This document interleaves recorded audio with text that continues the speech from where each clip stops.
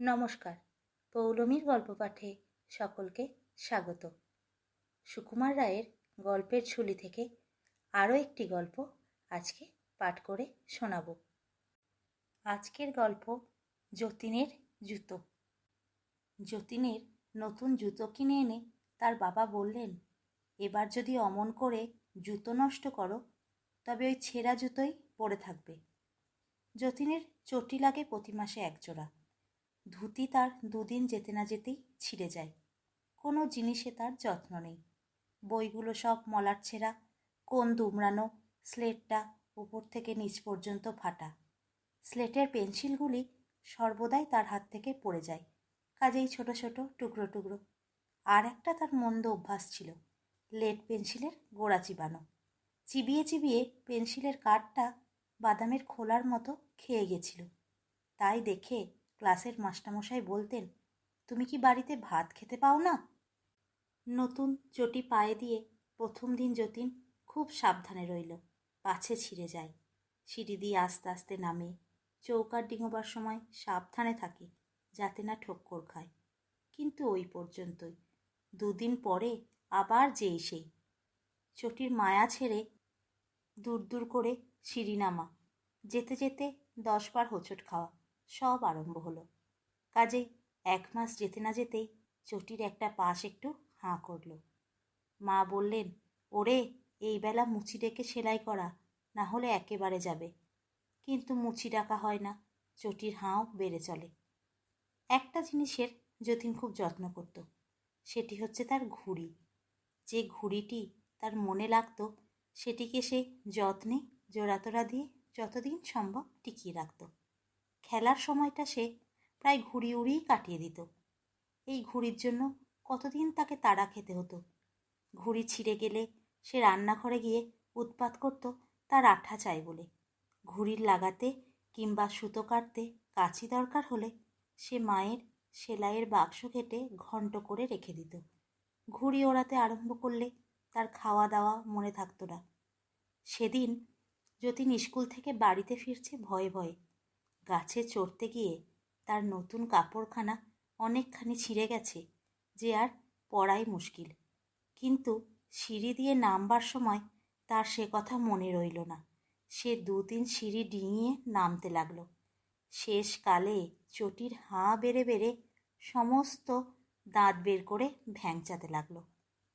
যেমনি সে শেষ 3টে সিঁড়ি ডিঙিয়ে লাফিয়ে পড়েছে, অমনি মাটিটা তার পায়ের নিচ থেকে সুরুত করে সরে গেল, আর ছেঁড়া চটি তাকে নিয়ে সাঁই সাঁই করে শূন্যের ওপর দিয়ে কোথায় যে ছুটে চলল তার ঠিক ঠিকানা নেই।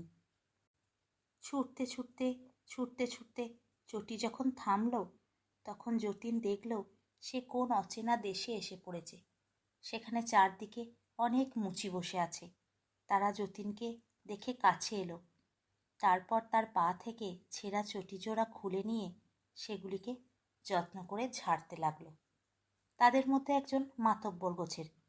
সে যতীনকে বলল, তুমি দেখছি ভারী দুষ্টু, জুতো জোড়ার এমন দশা করেছ। দেখো দেখি, আর একটু হলে বেচারিদের প্রাণ বেরিয়ে যেত। যতীনের ততক্ষণ একটু সাহস হয়েছে। সে বলল, জুতোর আবার প্রাণ থাকে নাকি? মুচিরা বলল, তা না তো কি। তোমরা বুঝি মনে করো তোমরা যখন জুতো পায়ে দিয়ে জোরে জোরে ছোটো তখন ওদের লাগে না? খুব লাগে। লাগে বলেই তো ওরা মচমচ করে। যখন তুমি চটি পায়ে দুরমুর করে সিঁড়ি দিয়ে ওঠানামা করছিলে আর তোমার পায়ের চাপে ওর পাশ কেটে গেছিল, তখন কি ওর লাগেনি? খুব লেগেছিল। সেই জন্যই তো ও তোমাকে আমাদের কাছে নিয়ে এসেছে। যত রাজ্যের ছেলেদের জিনিসপত্রের ভার আমাদের উপর। তারা সেসবের অযত্ন করলে আমরা তাদের শিক্ষা দিই। মুচি যতীনের হাতে ছেঁড়া চটি দিয়ে বলল, নাও সেলাই করো। যতীন রেগে বলল, আমি জুতো সেলাই করি না, মুচিরা করে। মুচি একটু হেসে বলল, এ কি তোমাদের দেশ পেয়েছ যে করব না বললেই হলো? এই ছুঁচসুতো নাও, সেলাই করো। যতীনের রাগ তখন কমে এসছে। তার মনে ভয় হয়েছে। সে বলল, আমি জুতো সেলাই করতে জানি না। মুচি বলল, আমি দেখিয়ে দিচ্ছি, সেলাই তোমাকে করতেই হবে। যতীন ভয়ে ভয়ে জুতো সেলাই করতে বসল। তার হাতে ছুঁচ ফুটে গেল, ঘাড় নিচু করে থেকে থেকে ঘাড়ে ব্যথা হয়ে গেল। অনেক কষ্টে সারাদিনে এক পাটি চটি সেলাই হলো। তখন সে মুচিকে বলল, কাল অন্যটা করব, এখন খিদে পেয়েছে। মুচি বলল, সে কি, সব কাজ শেষ না করে তুমি খেতেও পাবে না, ঘুমোতেও পাবে না। এক পাটি চটি এখনো বাকি আছে। তারপর তোমাকে আস্তে আস্তে চলতে শিখতে হবে, যেন আর কোনো জুতোর ওপর অত্যাচার না করো। তারপর দর্জির কাছে গিয়ে ছেঁড়া কাপড় সেলাই করতে হবে। তারপর আর কি কি জিনিস নষ্ট করেছো দেখা যাবে। যতীনের তখন চোখ দিয়ে জল গড়িয়ে পড়ছে। সে কাঁদতে কাঁদতে কোনো রকমে অন্য চটিটা সেলাই করলো। ভাগ্যে এ পাটি বেশি ছেঁড়া ছিল না।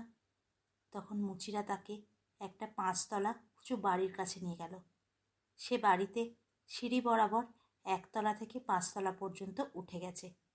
তারা যতীনকে সিঁড়ির নিচে দাঁড় করিয়ে দিয়ে বলল, যাও, একেবারে 5 তলা পর্যন্ত উঠে যাও, আবার নেমে এসো। দেখো, আস্তে আস্তে একটি একটি সিঁড়ি উঠবে নামবে। যতীন 5 তলা পর্যন্ত উঠে গিয়ে নেমে এলো। সে নিচে আসলে মুচিরা বলল, হয়নি, তুমি 3 বার দুটো সিঁড়ি একসঙ্গে উঠেছ, 5 বার লাফিয়েছ, 2 বার 3টে করে সিঁড়ি ডিঙিয়েছ, আবার ওঠো। মনে থাকে যেন একটুও লাফাবে না, একটাও সিঁড়ি ডিঙোবে না। এতটা সিঁড়ি উঠে নেমে যতীন বেচারির পা টনটন করছিল। সে এবার আস্তে আস্তে উপরে উঠল, আস্তে আস্তে নেমে এলো। তারা বলল, আচ্ছা, এবার মন্দ হয়নি, তাহলে চলো দর্জির কাছে। এই বলে তারা তাকে আর একটা মাঠে নিয়ে গেল। সেখানে খালি দর্জিরা বসে সেলাই করছে। যতীনকে দেখেই তারা জিজ্ঞাসা করল, কি কি ছিঁড়েছ?